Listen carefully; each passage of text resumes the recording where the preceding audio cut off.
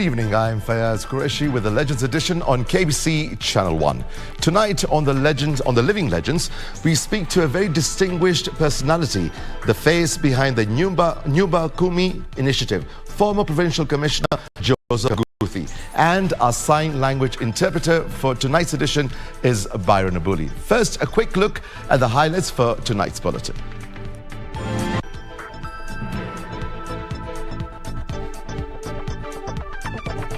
Malaba traffic crisis, government pledges to get the trucks moving again by Wednesday next week. Tunataka kuhesabu kama ni tabas kwa sababu kutoka pande ile kwa mchana ukiwa unaona gari gani inakuja si kawaida. The bane of road carnage. 5 people perish in a grisly accident along the Yala River Namanga highway. Local attention is basically to unveil the presidential campaign of his earthquakeness, Honorable Musalia Mudavadi. And the wait is over. All is set for Musalia's Super Sunday as the race for State House gathers momentum.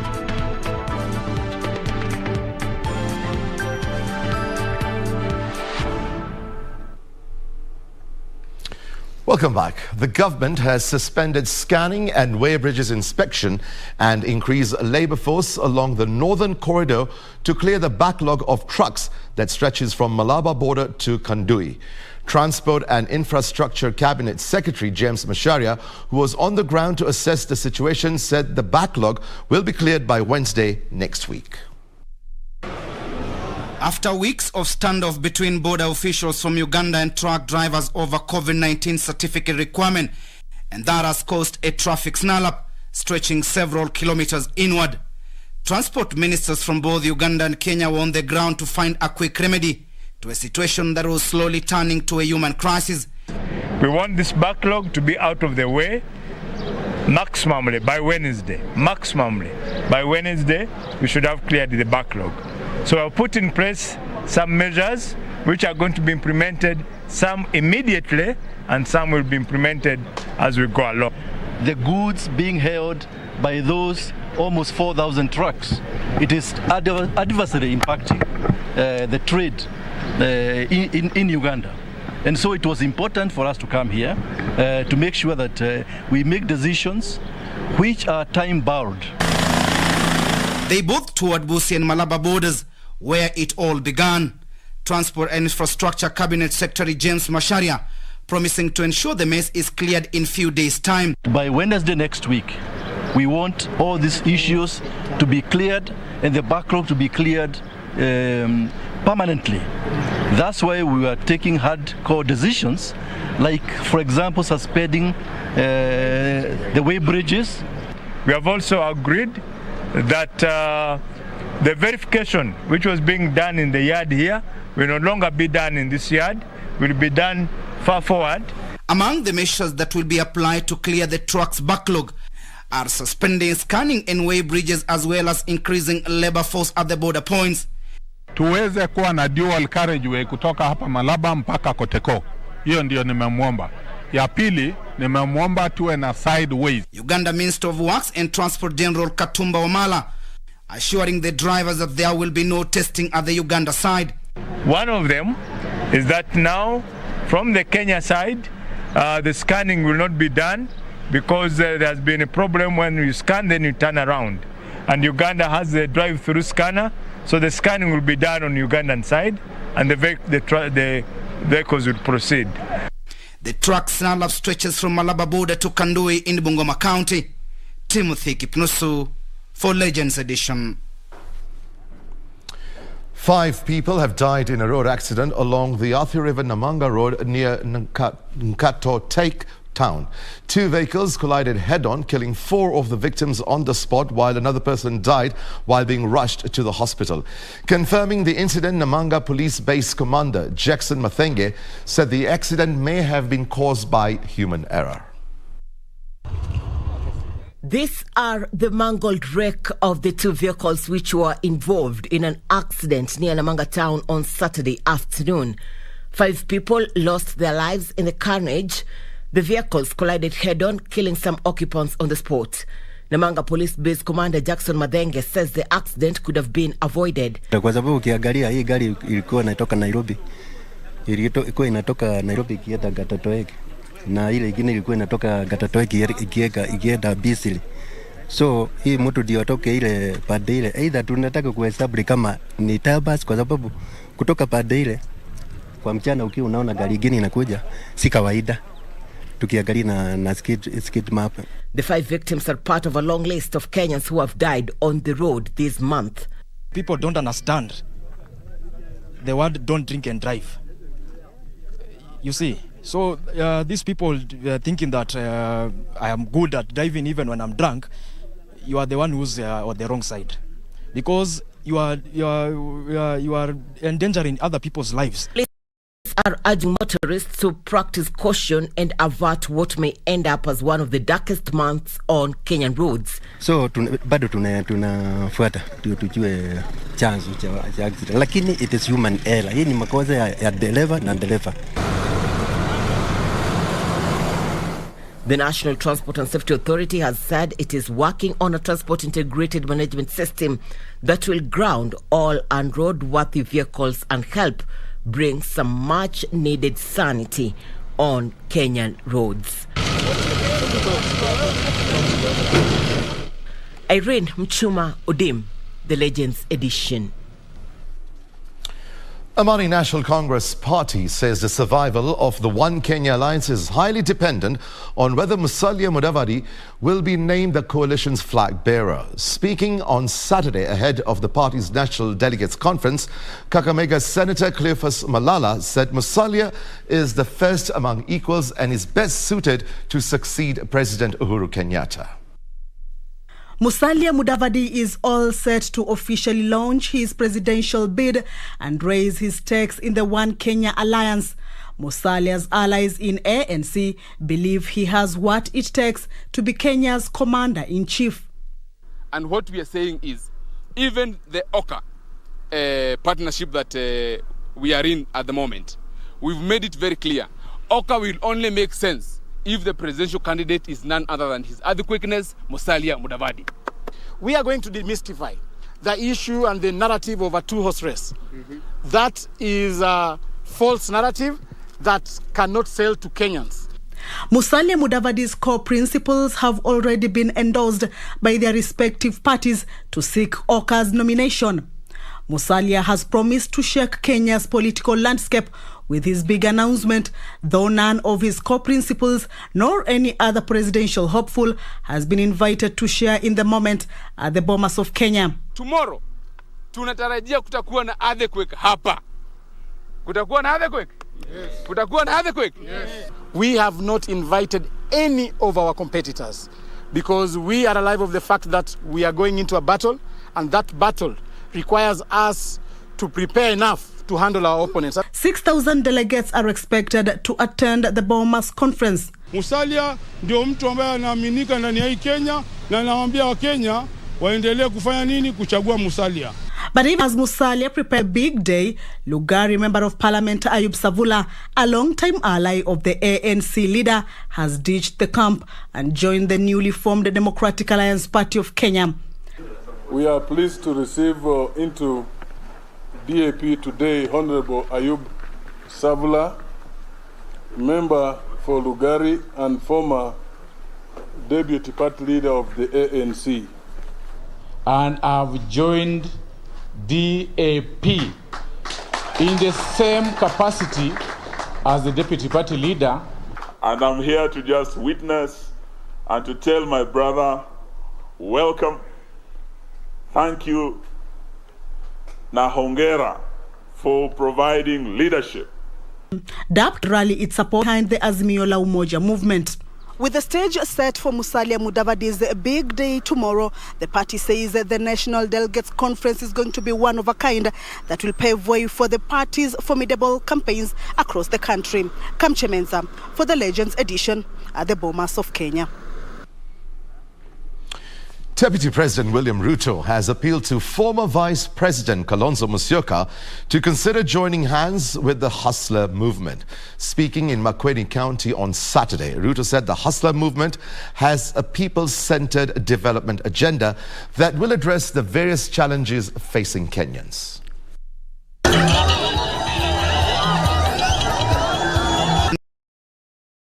William Ruto took his campaigns to Makueni County.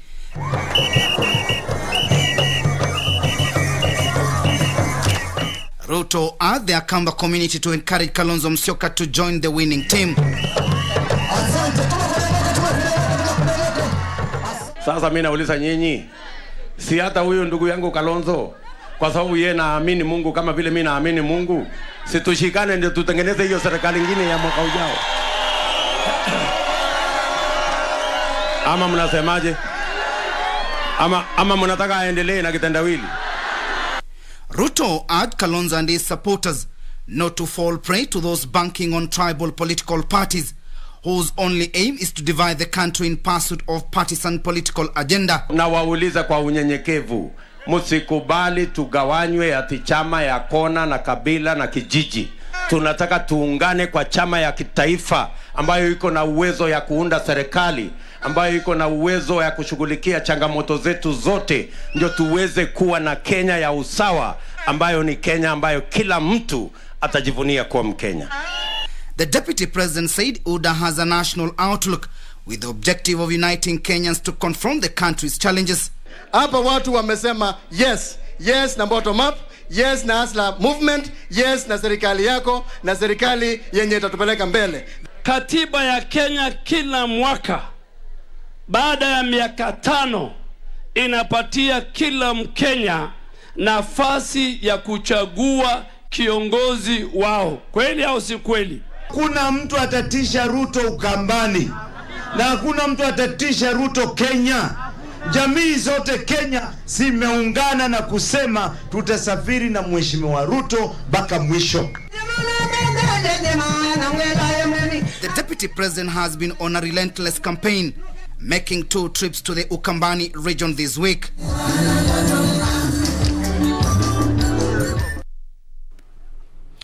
Azimio la Umoja presidential hopeful Raila Odinga has reiterated his commitment to eradicate corruption in government. Addressing rallies in Narok County, Raila promised to seal loopholes that breed graft and impoverish Kenyans. Ma leaders accompanying Raila vowed to mobilize their electorate toward Raila's presidential bid. The Azimio la Umoja movement led by Raila Odinga took its campaigns to Narok County, holding public rallies at Ololunga and Awasongiro. Rais wa 5 wa Jamhuri ya Kenya, Raila. The Mau Forest restoration politics taking the center stage. In whose hands is this country safe? In whose hands is the man nation safe? Kuna watu wanasema watu watarudi kwa Mau na waambieni nikiwa governor, you will get Mau over my dead body. You will never get him again. Raila making a host of pledges if elected to succeed President Uhuru in the August polls. Kuna kitu inaitwa social protection program. Sasa tumesema tutaleta hiyo hapa Kenya hii. Kila jamii ambaye hakuna mtu ambaye ana mapato watapata kila mwezi kutoka kwa serikali shilingi 6,000. Ma leaders accompanying Raila rallied their people behind his presidential bid while hitting out at Deputy President William Ruto's bottom-up economic model. Sisi tukiwa kwa mlima kule juu tumepiga darubini namna hii, tukaangalia wale wote wanasimama. Yule ambaye tumeona amefikisha kilo ya kuwa rais wa 5 wa nchi hii yetu ni Raila Amolo Odinga. Siasa ya Narok County lazima ipangwe ndani ya Narok County, au sivyo? Mnakubali hiyo? Raila's bid also received a major boost after he received a host of defectors to Azimio la Umoja movement, among them lawyer Martin Kamwaro, who was the Wiper Party National Vice Chairperson, and Narok Assembly Speaker Nkoidila Olelankas, who defected from Jubilee Party. Gishoke Washira, Legends Edition. The Independent Electoral and Boundaries Commission says it is ready to conduct the August 9th general election, though under a tight budget. IEBC chairperson Wafula Chebukati has, however, told Kenyans that for now they should register as voters in readiness for the August contest. It is all system go for the August 9th general election, according to the Independent Electoral and Boundaries Commission chairperson Wafula Chebukati. Upande wetu as a commission tuko tayari kuandalia Wakenya kura. Tumepewa budget, ingawa haitoshi, lakini we shall operate within the budget which we have. So kazi ni kwa wananchi kujiandikisha. Sisi tumeandaa, uwanja iko tayari kwa wale aspirants na pia voters to choose the leaders of their choice. Chebukati was in Vihiga County Saturday, where he also urged all eligible Kenyans to register as voters before the February deadline. My appeal is to the youth of Vihiga and the rest of the country. Please turn out. This is your last chance to register so that you can participate in the upcoming elections scheduled for the 9th of August this year. He said most IEBC clerks remain idle due to low turnout at the registration centers. We gazetted the election date, we have gazetted the timelines, and time is moving. And if you don't take this opportunity to register before 6th of February, you'll be left out to elect leaders of your choice. IEBC has been running an online campaign targeting the youth to persuade them to register as voters. Calls by IEBC have been echoed by politicians across the country. I'm telling people, kama unataka kuja kuongea na mimi, nataka uwe ni mtu unaweza niandika kazi. Na kama huwezi kuniandika kazi, huna kipande, huna voters card, huwezi niandika. So tukikaa na wewe tunapoteza wakati. The enhanced continuous voter registration will go on until February 6th, 2022 in readiness for the August 9th general election. Purity Museo, the Legends edition. And now we'll take a quick break and we'll be back in a short while. Stay with us.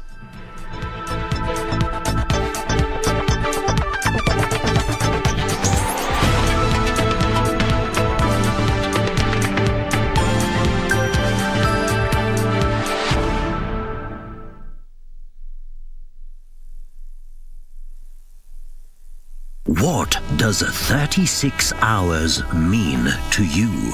With the construction of a new railway line linking the standard gauge railway to the meter gauge railway at the Naivasha Inland Container Depot, 36 hours now means the total transit time for transportation of cargo between the port of Mombasa and Malaba through rail.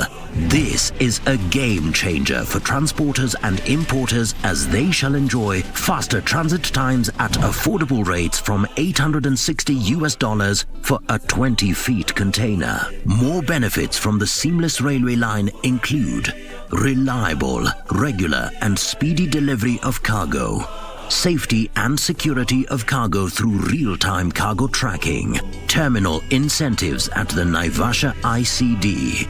With railway transport aiming to boost movement of goods in the East African region, improving hinterland connectivity and spurring regional economic growth, it is safe to say we are right on track.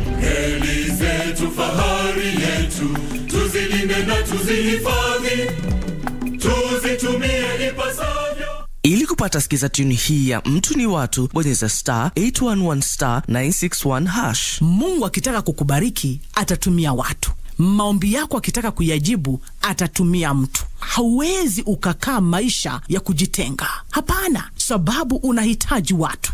Angalia, toka nje, wacha kukaa peke yako. Toka, kutana na watu. Jumuika na watu, penda watu, furahia watu, zungumza na watu. Baraka. Ili kupata skiza tune hiyo ya mtu ni watu, bonyeza star 811 star 961 hash. Star 811 star 961 hash. Do you have a news story to share with KBC? Get in touch swiftly on email news@kbc.co.ke or call 0723 892 654 or 0734 780 124.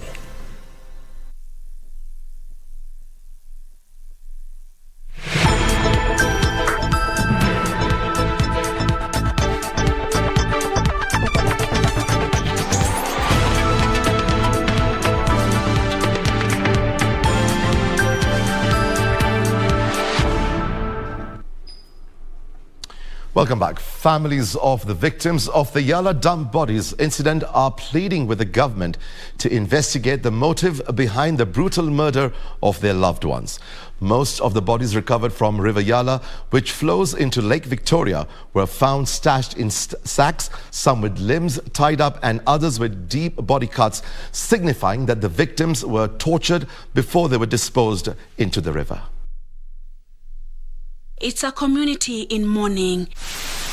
It's been a beehive of activities at the Yala Sub-County Hospital mortuary in Siaya County in the past few days, as families identify the bodies of their loved ones, relatives and friends of those who died mysteriously, and their bodies dumped into River Yala are yet to wake up to what they hoped was just a dream. Nilichukua hiyo bahasha, wakanipa, nikasoma, nikapata.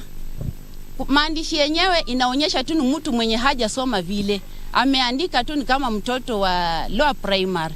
Kaangalia ameandika kwamba Songi na Suti wamekufa na wako Yala mortuary. Come and pick them tomorrow.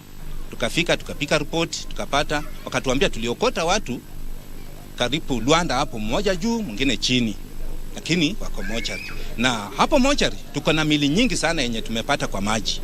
Iko mili nyingi. Tukasema sisi kitu nataka ni kutambua wetu. In pain and sorrow, they have accepted the fate of their loved ones, but are demanding investigations to ascertain the identities of the body and know who is behind the killings. In yet another mysterious murder incident, a family in Kakamega County is in mourning after they received reports that the body of their son was dumped in Yala Sub-County mortuary. Alikuanga tu mtu, yani tu mtu active tu, yani, but mimi kuona ati akifanya vitu za machachari ama ati anatukana niacha kwa nyumba, kusema kweli siwezi mdangashia juu amekufa. Mimi nimekuanga nikikaa na yeye, anaenda hiyo boda yake asubuhi, anarudi kama amechelewa kwa nyumba sana 7:30. Mimi kweli nasema serikali ikuwe macho, itusaidie juu sisi tukua tunajua na hata kama kweli Kevo angeuawa. At least 20 bodies have been retrieved from a river in western Kenya in recent weeks. Purity Museo, The Legends Edition. Isaac Kalua, the founder of Green Africa Foundation, says he's petitioning members of Parliament to withdraw the Forest Conservation and Management Amendment Bill 2021.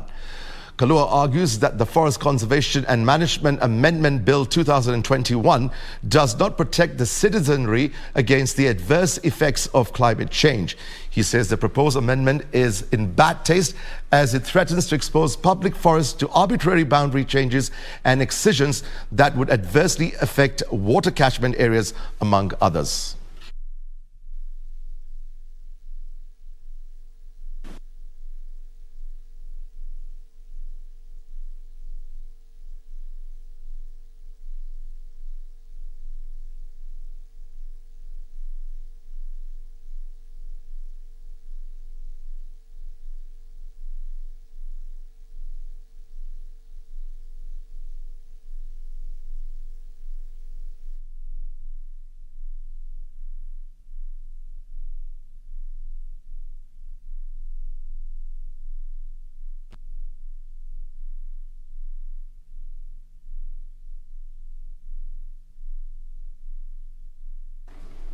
Right, Toby is all set with the latest in sports.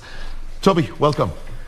Yeah, thank you. Yeah, it's been a while, isn't it? Yes. Yeah, it's been a while, but with the new year. Yeah, we've got a great guest tonight. Yes, former provincial commissioner. Yes. Bwana Kaguthi. A very interesting guest. Yeah, he is, he was also the initiator of the Nyumba Kumi initiative. Yes, the man behind it, which has been pretty successful. Yeah. He also founded NACADA, the fight against drugs. He was the founder of that. And he's done a great job. He's had a prolific career. And it was interesting, very interesting speaking. Yeah, he's a great administrator. I mean, and one of the veteran administrators. Yes, great administrator, provincial commissioner, and also a permanent secretary. Yeah, and I believe that, he can still offer a lot of sound advice to young people today. 100%. Yeah, it's great, yeah. Right, we'll take a short break, and Topi will join you with the latest in sports in a short while. Stay with us.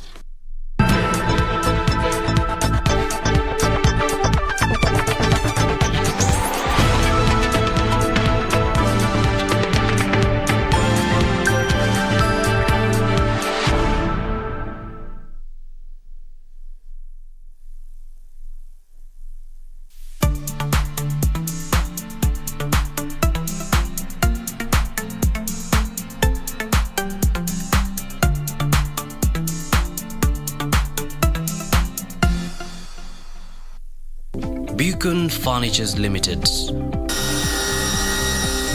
We're local manufacturers of quality office furniture, dealers in quality office equipment like fireproof safes and cabinets. Our automated state-of-the-art factories at Henna House along Enterprise Road in Nairobi's industrial area.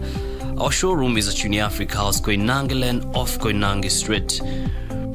We are passionate believers in locally manufactured goods.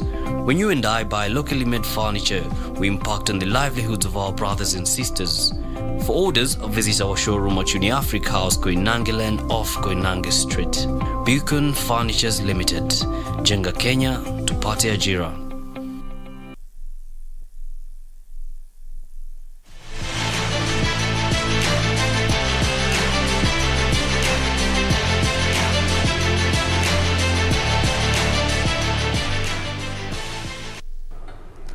Yeah, once again, it's a very good evening and welcome to the Sports Roundup on the Legends edition this Saturday evening. We have quite a number of highlighted stories coming up for you. Shujaa beating France, coming from behind to beat France. And then, of course, on the local scene, cross country, which Kenya is renowned for the running. Now they're doing their trials for the World Championship. So, welcome, and we start with a story on cross country. Samuel Chebolei and Joyce Chepkemoi are the new senior cross-country champions. The two were crowned during the AK National Cross-Country Championships held at the Lobo village in Uasin Gishu County.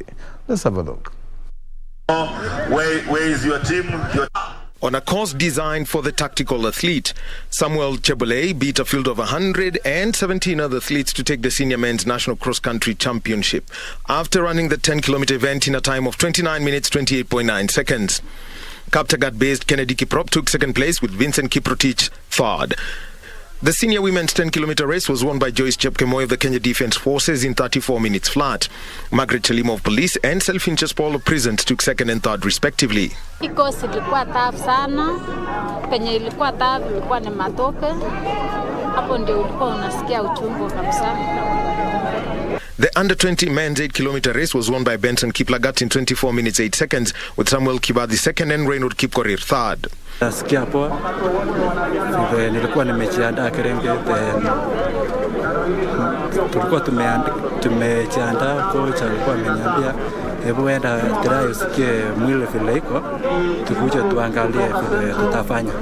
The under-20 women's 6-kilometer race was won by Faith Cherotich in 20 minutes 28.4 seconds.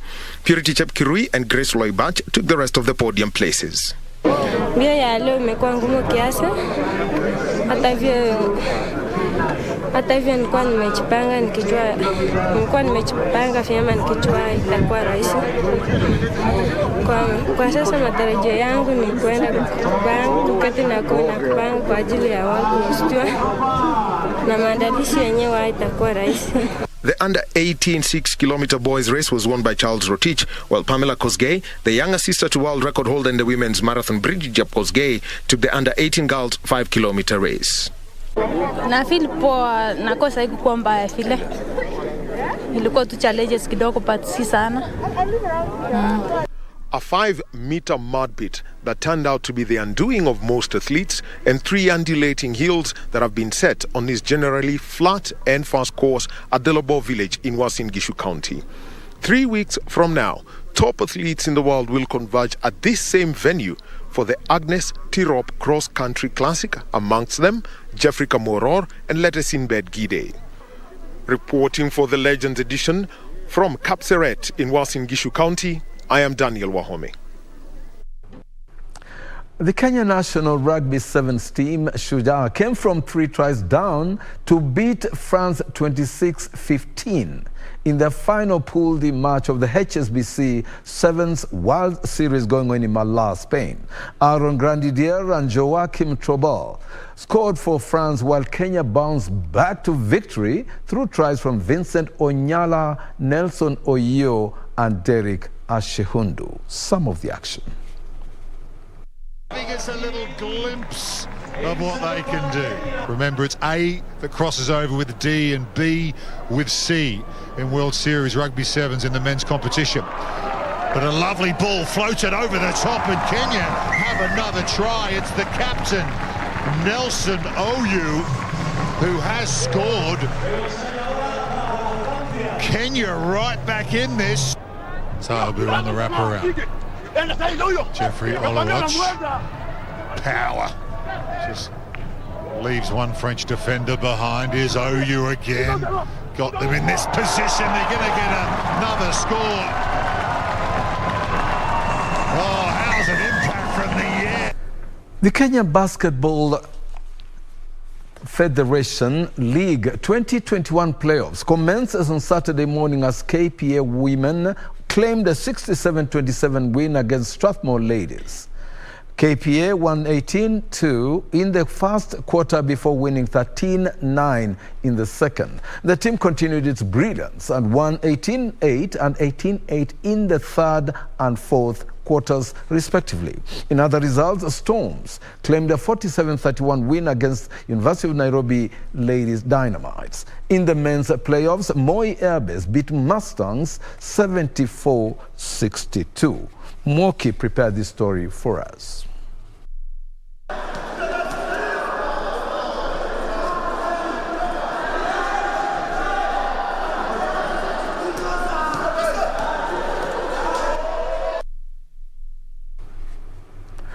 Nineteen swimming clubs and schools turned up for the Kiambu County Swimming Championships that was held on Saturday morning at the Regis School. Neo Lengo, who won the 200-meter freestyle for boys under the age of 10, said he now sets focus to the national championships that will be used to select a team squad that will feature in the Dubai Swimming Gala. Mwoki again with the details. The activities of so many. Lengo showed a stellar performance and emerged victorious, clocking 2 minutes 59.58 seconds, followed by Rock Kafuto in 3 minutes 13.92 seconds. Ryan Odhiambo clocked 4 minutes 38.60 seconds to sit for the third position.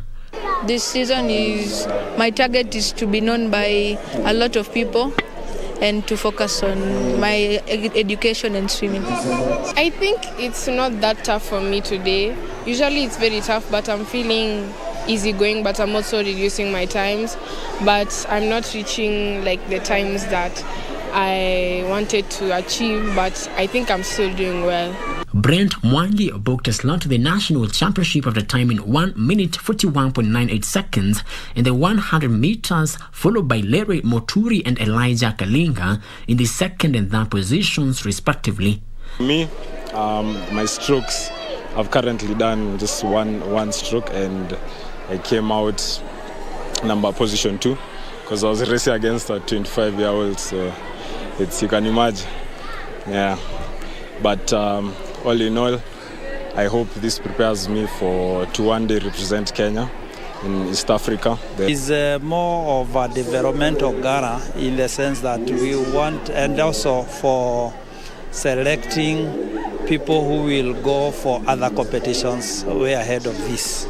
In the girls category, Zoya Nurani finished first in the 25 meters backstroke, timing 24.92 seconds.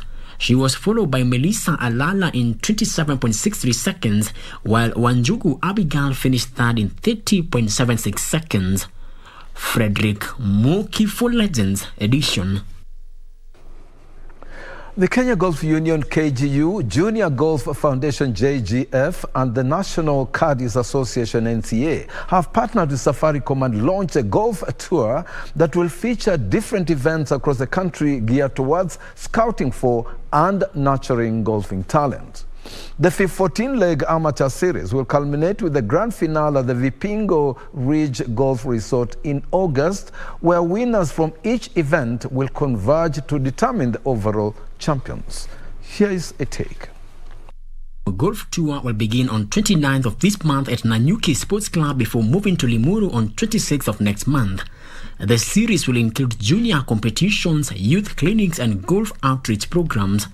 These will be run in partnership with the Junior Golf Foundation and Kenya Golf Union.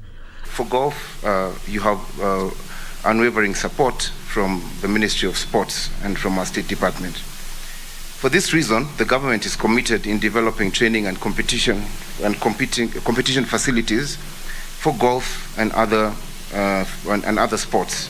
I would like to challenge Safaricom if we could work together and develop the models that you're seeing in the golf club here, which allows any Kenyan to be able to walk in and play in this game. Would be very, very more than willing to partner in developing those golf facilities around the country with yourselves. The tour will also feature a Caddies tournament in partnership with the Kenya National Caddies Association.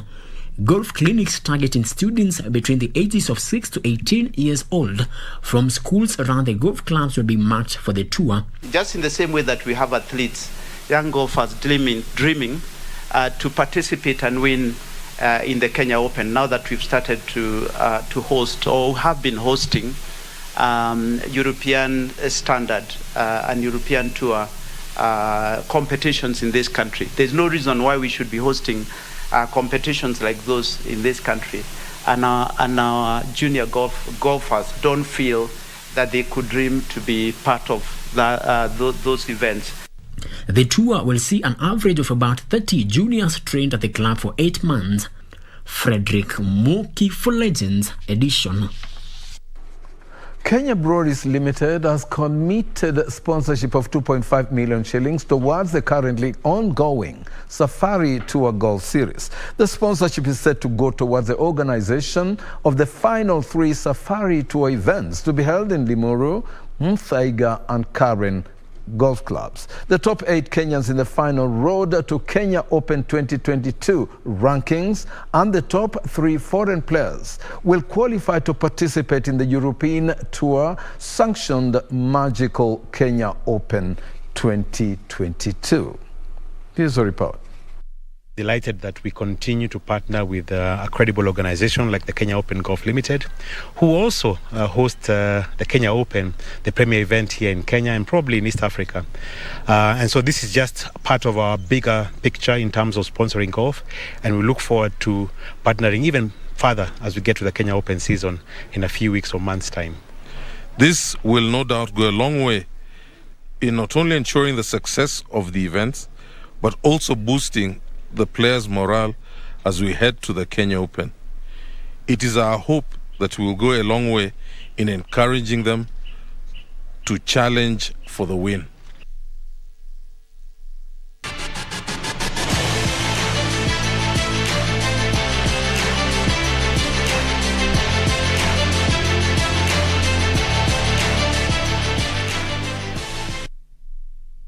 And that's all we had for you on the sports edition this Saturday evening. We hope that you join us again next week for another great rendezvous on the sporting scene.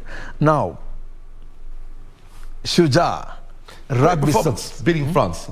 I thought that was commendable. Yeah, it's very commendable considering that, they had a bad start yesterday when they were beaten by Holland. Yeah, but I think they should progress well in the tournament because this is going to be very inspirational for the whole team. Oh, it is, because France were ahead and then they came up actually with 3 tries. And normally, like the rugby sevens, the tournament, the time is so short. So to be able to clock 3 tries towards the end is when it comes to rugby, France is big.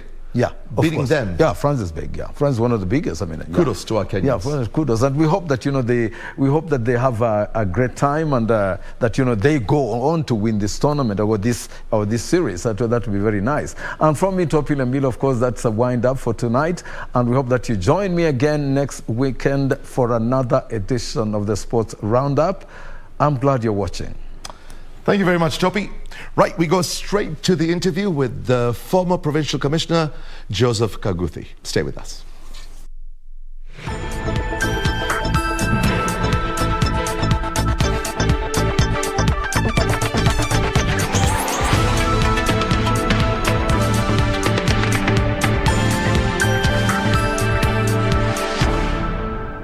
I'm Fayaz Qureshi. Our guest on the Living Legends tonight has been associated with the Community Participation on Security, better known as Nyumba Kumi. He was in the initial task force against drug and substance abuse, was the permanent secretary whose decision to enhance professionalism had been pushed to the limits that did not augur well. We speak to former Provincial Commissioner Joseph Kaguthi. Bwana Kaguthi. Yes. It's an extreme pleasure. Thank you, and welcome back to the country. Looking forward to this interview. Thank you. Welcome. Thank you. So, of course, we'll start off. Kindly tell us about your early life and education. I am simply a son of a squatter during the colonial time in the then Naivasha district. And that's why I started during the time of emergency. The movement of my community through transit camps to Langata, we are sorted out. Then we head up back to Kinangop. And that's why I started school after working for 3 years at a colonial settler that time. And then they've started off the intermediate school. That time we did not have a single intermediate school in 59 in the whole county of Nyandarua. Intermediate school is started at 5 because the policies that time is that you reach Saturday 4, all of you go, get married, and you provide labor for them. So we did not have a single secondary school in that county called Nyandarua. Year 63, 64, we started in 65. That's where we went to open Nyandarua High School as a Form 1. Finished high school there. Wow. Then went kidogo to train as a teacher. I did not finish. Came to the university. I saw a revolution where these sheep, they are bought by SFT, Settlement Fund Trustee. The shambas that they were giving us only half an acre per family. They are chopped now, 7 acres, 10 acres, and they are given to Africans. It's a revolution. Then farmers training schools were established to teach farmers how to now farm. And you don't. I wish people knew. Kisi Abagusi were given Borabu district. Kakamega, they were given Rugali. Bukusus, they were given Togaren. Kikuyus were given Nyandarua. You see that? And you come to others like the Akamba, the Musagareni big scheme, Coast, Magarini. Very interesting. No, it's so interesting. What you've just said is so interesting. Yeah. And it's so important to let people know about that. It is there. So I left after a little training in Kamweja, came to the university, joined teaching very, very briefly. Then I was recruited as a DO. My life now in service arts. So anyway, so you joined the public service as an administrator? As a DO, yes. Yes. What are the selection and training processes for district officers at that point in time? We had come from a period of very heavy Kenyanization and Africanization, where the recruitment of public service, Mwafrika, was they were recruiting from the university. But at that time, we started having enough content, enough of us. So they will now start advertising, and then we applied. I had not studied to be a DO. In fact, the chairman, the late William Wamalwa, asked me, Kaguthi, you don't appear as if you are preparing yourself to be a DO. Then I asked him in the interview, Chairman, how did you discover that? Everybody laughed, but before they finished, I told them, but I will make a good administrator. I think that conviction, they recruited me. So early 70s, that is. And that's how I started, worked in the induction. And thereafter followed a beautiful, prolific career. Yeah, because the preparation for that cadre was very good. You can imagine the induction was by the head of public service, Mr. G.K. Karevi, coming to tell us, you, Dios, once Mzee Jomo Kenyatta knows that he has a good DO serving his people, coordinating all the heads of department well, to serve his people, he will sleep well. How do you think I was feeling when coming out of that induction? The Secretary of Exchequer, the PS Treasury, he is still there, Nicholas Nganga. He comes to tell us, you are now we are having a little hiccup financially because it's the first oil shock. But don't mind, bother to look at the value for the shilling. If you are buying whatever you are buying, look at the value, compare the services that you get out of that shilling that we have. And that induction give me a kickoff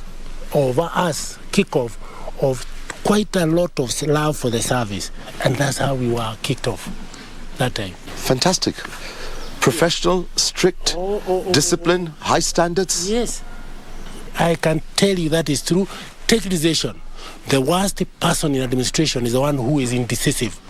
Take decision. If there is a problem, we will correct it along the way. That satisfaction, feel-good factor. It is good, even those memories that you served well. So from there, served Western, came to Nairobi as the D1 Nairobi, to 80, went to Office of the President all the way to 91, 92, 92, 93. That is 13 years in Office of the President. You worked very closely with the late President Daniel Arap Moi. It's true. I worked very closely with Mzee Moi. When I was appointed in 1993, 10 days after the multi-party government was formed, I wrote back to him that I thank you, and my assignment is that I endear the people of Nyanza to you and your government through good services. And God willing, and with your guidance, we should be able to succeed. You can see the thinking that I had. And I had also to give even direction to the heads of departments so that they also get where I am. Because I was out of the field administration for a long time, from 1980. Now this is 93. And I remember after I took over from Mr. Kelu, and I knew that I had written to the president like that. So I just told the heads of department, I have two weaknesses, which we've got to go with. One, when I am reminded, the office is reminded on anything that we ought to do, is embarrassment to me, and it cannot be dealt by anybody else apart from me. Any letter of reminder must come to me as provincial committee, not my officers. But I have a second weakness. When I'm reminding somebody on what you ought to do and they have not done it, I get irritated. So we are very clear, isn't it? The other one is we are in the area of opposition. They have to get their own space. If they blame you and your department on anything substantive, we are running a political government. I'll go to where they are and start also blaming you. But wait until the end, I'll come out with you because I'm part of you. So Mzee Moi gives you a province to run, but you run with him. You get the input of that. So you got to consult him closely. If we took long and something did happen, avoid, that's what we avoided. Avoid surprising the president. Avoid. Brief him. It is the province. He's the one who was elected, not me. I'm only Have you? And that's why I was so there. Working under him very closely and for a long period of time. Yes, nearly 5 What's your years. assessment of him as a leader of this country? I think Mzee Moi's strength lay in his apparent weakness. Unamdharau.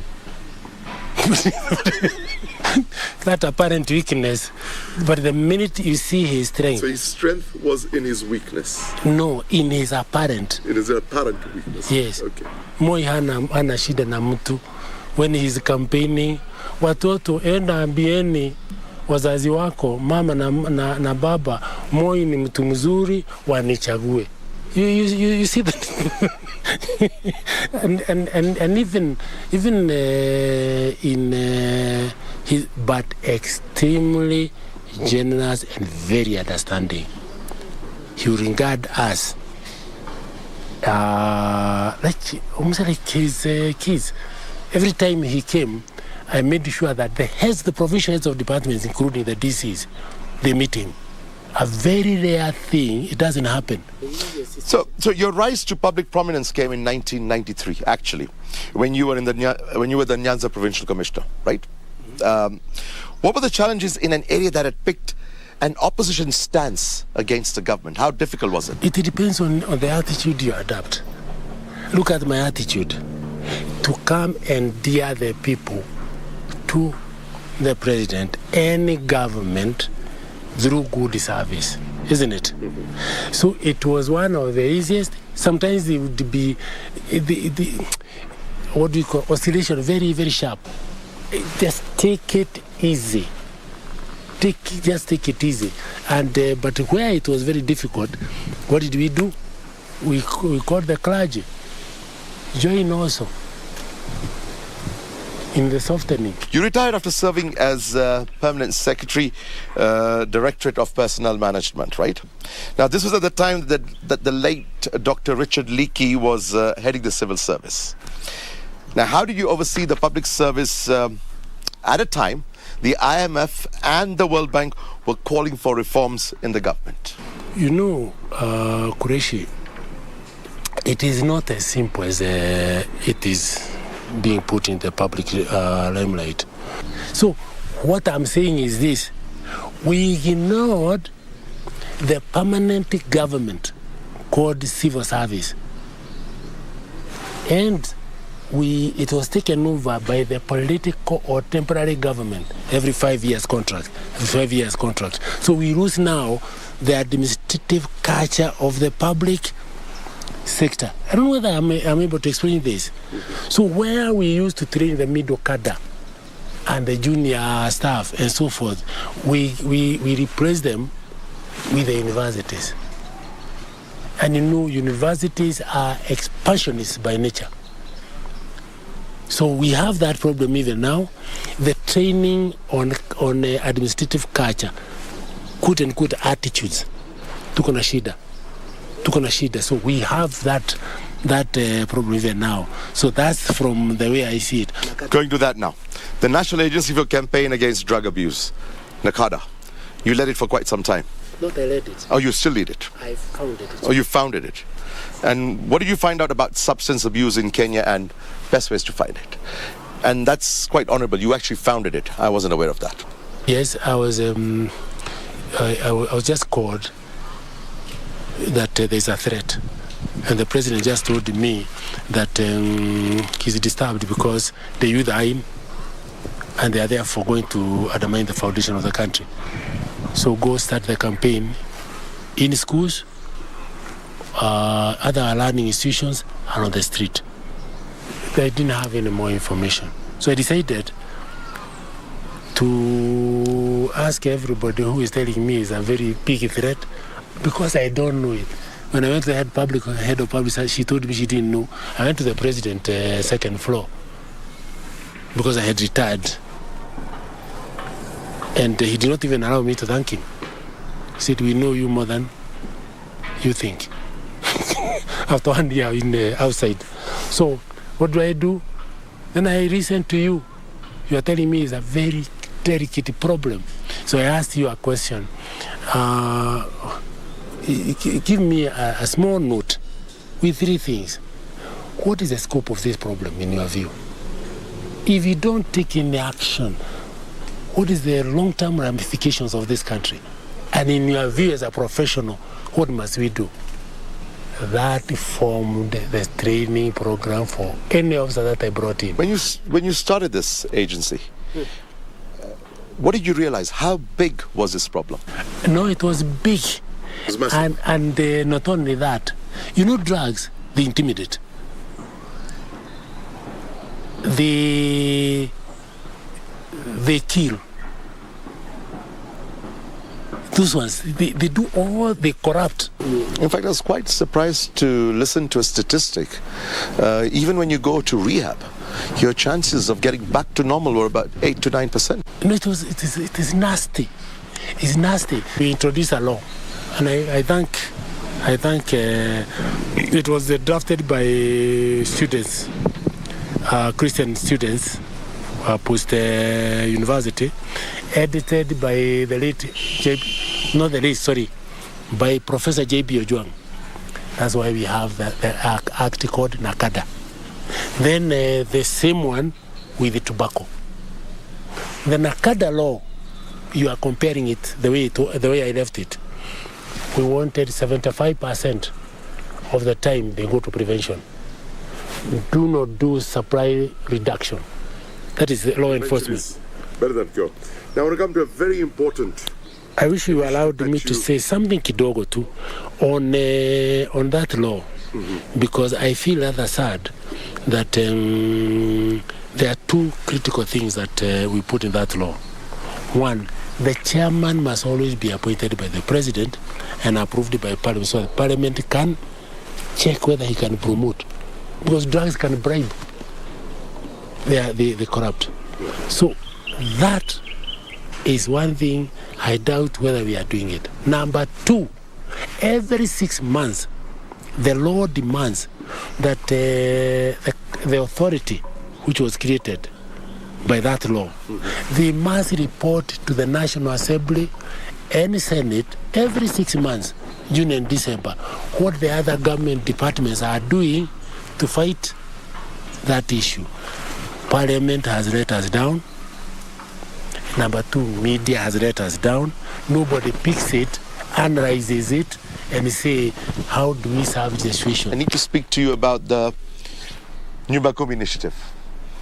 This is one that calls on the public to become a collective unit for ensuring security at local level, right? Now, tell us about, very extensive question I have, because this is very close to your heart, I believe. How was the concept created? How is it coordinated? What have been the good and bad public responses to the Nyumba Kumi initiative? How do you deal with the challenge of persons who invoke their right to privacy? And how do you reach out to the young urban population, very important, that has their own perception of who to associate with? So it's a very extensive question. So it's very, very close to you. If you can do it in the next 5-6 minutes, because we're running out of time. Because I've got a last question after this. That should have been President Uhuru Muigai Kenyatta's legacy. How he put it on the first Mashujaa Day. Security is a joint mandate of every person in Kenya. He did not even say citizen. Joint mandate. 2, the first test of whether they have taken that mandate well is their vigilance. And 3, form those Nyumba Kumi, know your neighbor, know what they are doing. So 4 days later, I was called. To be aware of what's happening. Yes. 4 days later, I'm called and I'm asked by the minister now, would you like to help the country in mobilize towards what the president has just said? I was never taught to say no to our president, which is true. Even the one who will come in August, they think that I have a bit of energy. I cannot say no to my president. It is not possible, because that is like saying no to the whole of the Kenyan population, isn't it? So we now started. Now, What is it? We now get hooked. That is community policy. No. They started killing the elders in Kwale, in Old Town. Tukasema, no, you don't do like that. Let it be a committee formed with everybody. A committee where there is the youth, there is the women, there is this. And let it be autonomous. And they are leading, they address their problems there. They don't answer to anybody. But like I mentioned, how do you force a person who wants to invoke his right to privacy? Let me come to you. Okay. And of course, urban population especially, you are 69 of you. Who have their own perception who they want to associate with. How do you force them? And they'll tell you, look, I'd like to be private. You're invoking my privacy. But I understand your perspective. You ignore. Like, we are here 69, where we are.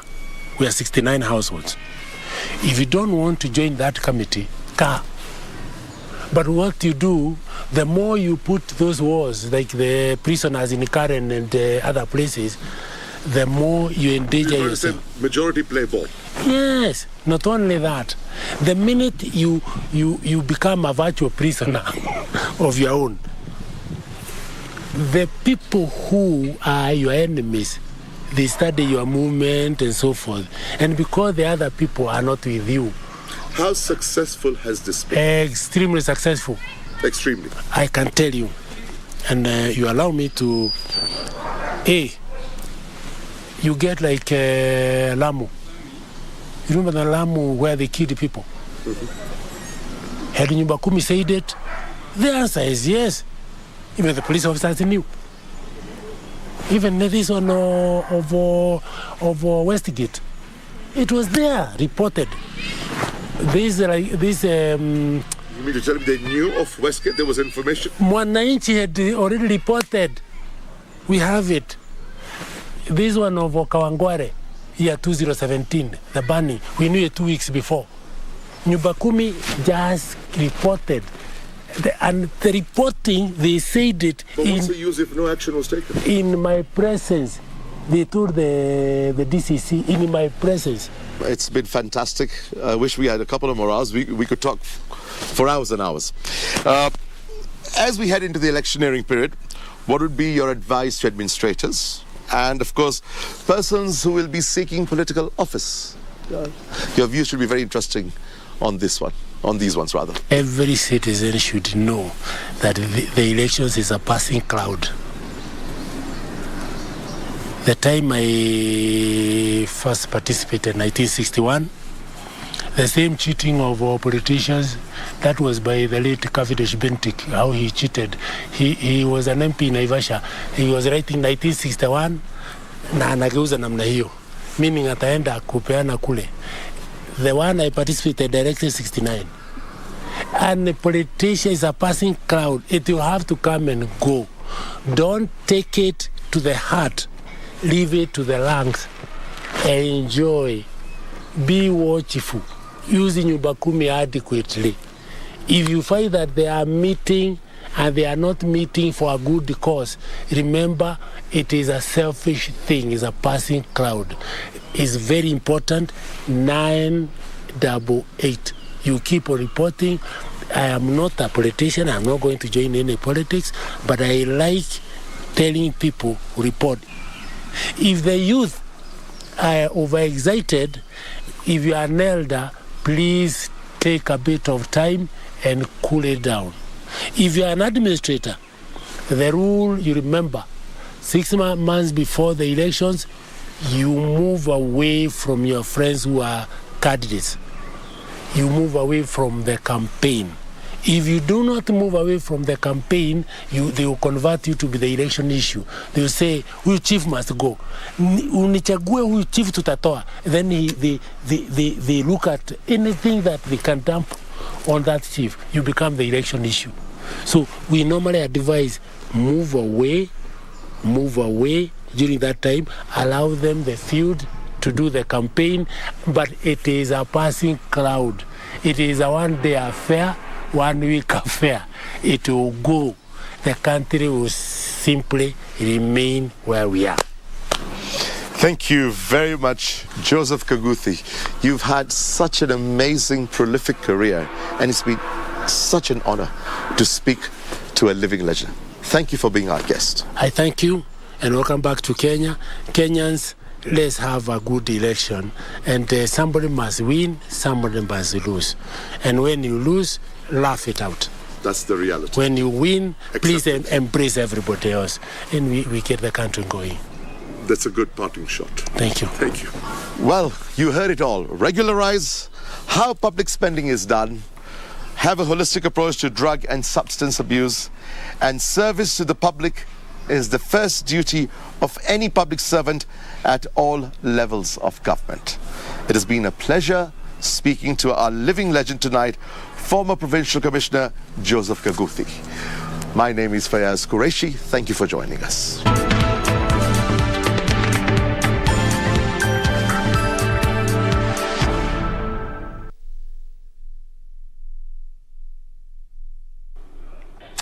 A very distinguished and a humble person. It was great speaking to former Provincial Commissioner Joseph Kaguthi. And that's all from our newsroom. Join us next week at 9 p.m. for the Legends edition only on KBC Channel 1.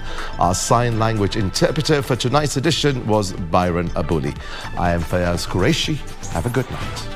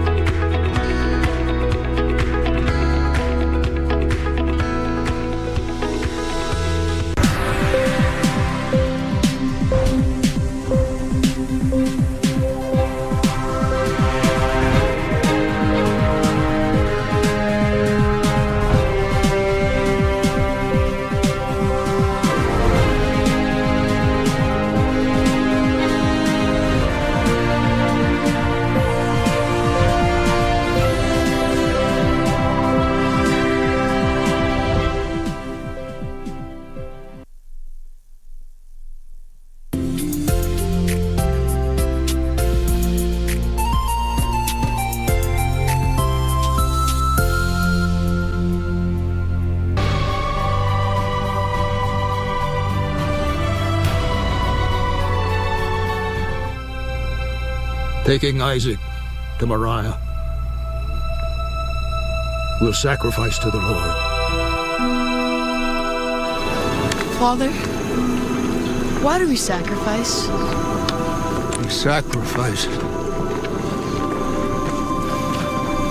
out of obedience. It's how we worship. My God! Have mercy, oh God! Where is the lamb for the burnt offering? The Lord will provide himself a lamb.